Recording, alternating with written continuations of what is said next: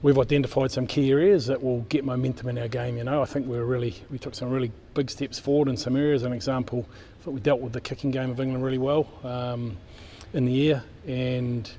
But there's some real key little bits that we think we can grow our game and get a bit more momentum in our attack.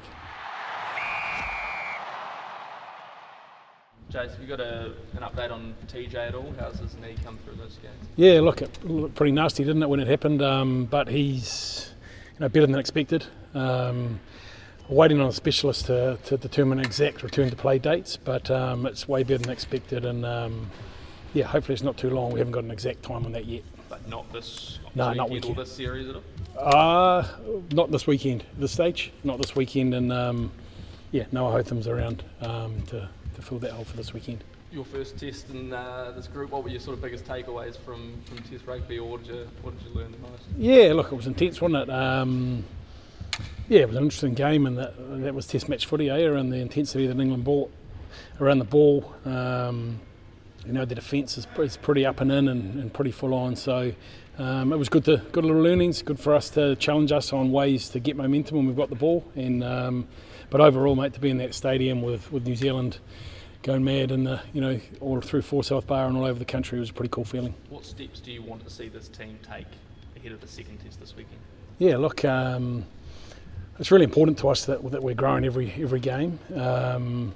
We've identified some key areas that will get momentum in our game. I think we took some really big steps forward in some areas. An example, I thought we dealt with the kicking game of England really well in the air, but there's some real key little bits that we think we can grow our game and get a bit more momentum in our attack.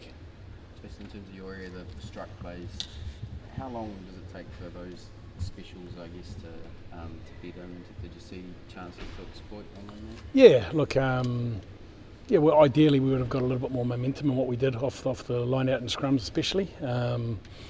So look, that's the big area we'll be hoping that we can not necessarily score first phase tries, that'll always be the aim, but just look to get more momentum into our game by being over gain line and that sort of thing in our first phases. Jace, what did you make of Damien's test at 10? Yeah, no, look, he was really solid.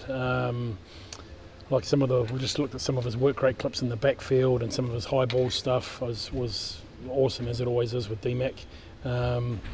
With the group, with the backs, not necessarily with just DMAC. We've looked at little areas where we put ourselves under pressure, where we either ran when it wasn't on to run, or we kicked when it wasn't on to kick, and we're working really hard as a unit, not necessarily just DMAC, to make sure that we're making really good decisions around our run and kick and pressure game. Was he hard done by with that 60-second call, timeout call? Yeah, look, I think DMAC knows that, mate, it's up to him. He's got to handle it. He's got to be in charge there, and I know the referee was giving him some countdowns as he went. So I don't think it was hard done by, because the referee was giving him the lowdown. So he's taking responsibility for that, and it won't happen again. You're going to have to stopwatch out at training this week? No, we'll just yell out there's 20 to go, because that's what he heard at one stage. But it won't happen again. Stephen Perofeta's performance at fullback, I guess, the talking point is the selection last week. Set up a nice try. What did you make of him overall? Yeah, he's got awesome feet in there, Steve. When teams kick long to him, you do it at your peril, really. He sort of set off a couple of our attacks quite nicely with runs from the back.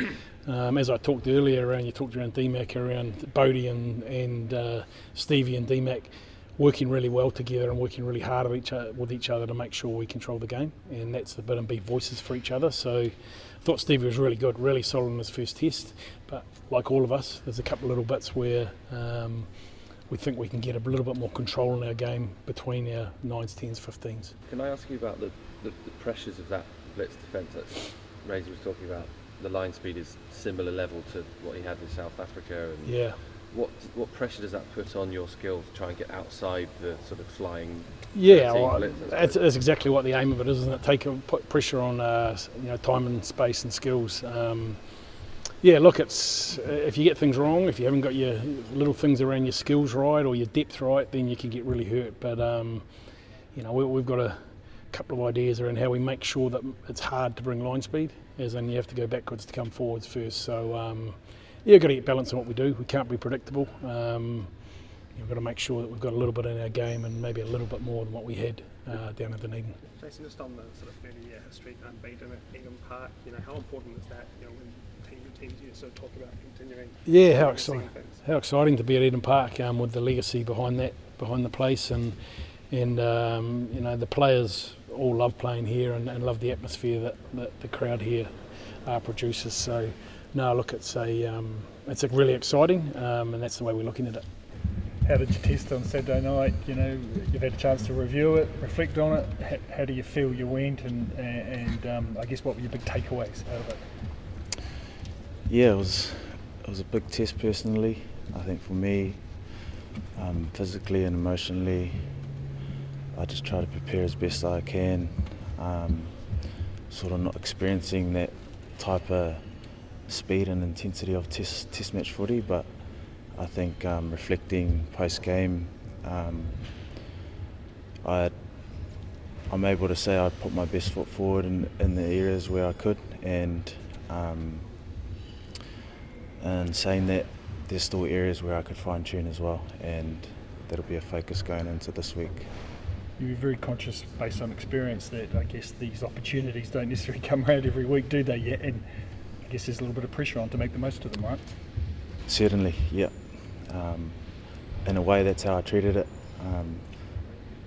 This could be my only chance and my last chance, so I think I wanted just to make the most of it, express myself, enjoy, smile, and be free. How difficult was the English defence to handle? We talked about the pressure they provided through their line speed, and it's always different when you're actually in the match, when it's alive, because they brought some serious line speed and it did pressure us at times, and I think looking ahead and building on this week is for us to find ways and how to negate that. But on Saturday, when there were crucial times, we pressured them in the right ways through our kicking game, and the times we did manage to get the ball to the edge, they scrambled well. So Bears come on in a crucial time, did what he does best. There is vision and execution of his kicks, and it was good. Steve, what about this Super Rugby final and that environment at Eden Park and the atmosphere there? What learnings did you take from that? Those experiences that you applied to the first test? Yeah, the environment's definitely, when there's a packed out stadium, it can feel there's a lot of eyes, there's a lot of pressure, the stakes are higher, which is definitely correct. But I think one thing I think about is it's a big occasion, but I'm not trying to play the occasion. I'm just wanting to back my preparation and play the beautiful game of rugby. And it was kind of similar to last week's test with my mind frame and just being real clear on what I needed to achieve.